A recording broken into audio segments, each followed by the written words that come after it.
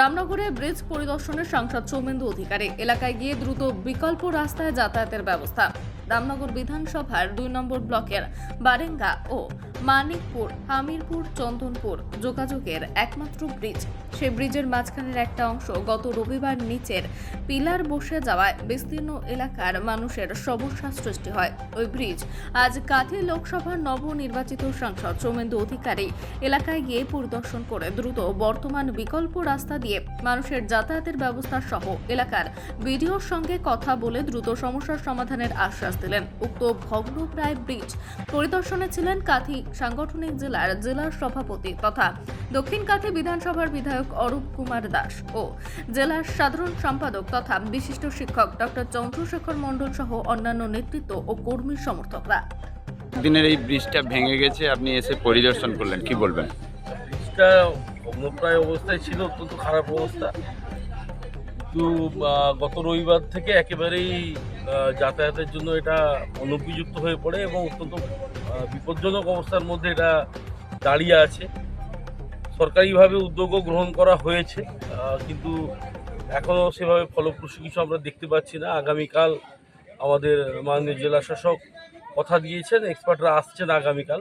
বিকল্প কোনো ব্যবস্থা অতি দ্রুত চালু করার জন্য আমি অনুরোধ করেছি, উনিও বলেছেন ওনার তরফ থেকে উনি যথাসাধ্য করবেন বিষয়টা নিয়ে। আমরা ভরসা রাখছি তার উপর যে তিনি এটা বিকল্প ব্যবস্থা নেবেন। এছাড়াও অন্যান্য বিষয় এগুলো আছে, অন্যান্য বিকল্প কী পথ অবলম্বন করা যায় সেটা আমি বিডিও সঙ্গে কথা বলবো, বিডিও রামনগর দুইয়ের সঙ্গে কথা বলে। কারণ একটা বিস্তীর্ণ জনপদ, নেপাল পালধুই দুটি অঞ্চল শুধু নয়, আন্তঃরাজ্য যোগাযোগ, এটা উড়িষ্যার সঙ্গে আমাদের এই রামনগর বা কাঁথি এলাকার যোগাযোগের একটা মাধ্যম।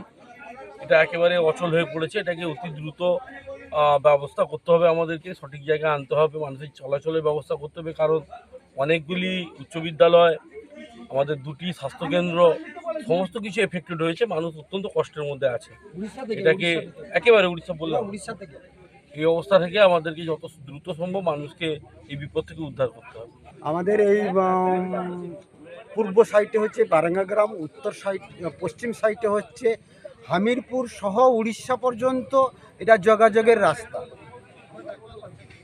প্রত্যেকে এসেছেন, দেখে গেছেন, চলে গেছেন। কেউ কিছু বলে গেছেন এত টাকা দিচ্ছি, অত টাকা দিচ্ছি, কিন্তু কাজের কাজ কিছুই হচ্ছে না।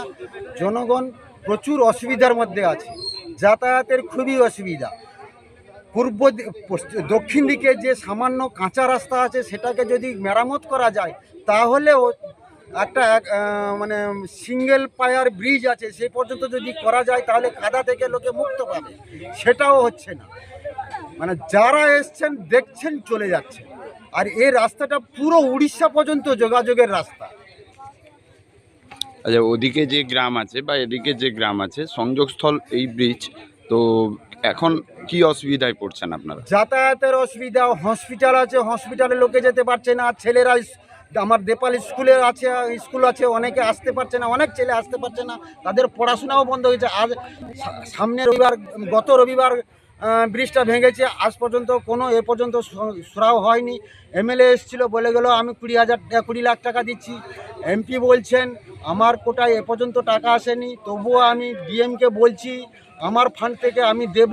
আমি সেই হিসাবে যদি ডিএম চেষ্টা করে ব্রিজটা ওভারব্রিজ বা কাঠের ব্রিজ যদি তৈরি করার চেষ্টা করে, আমি তাতে সহমত।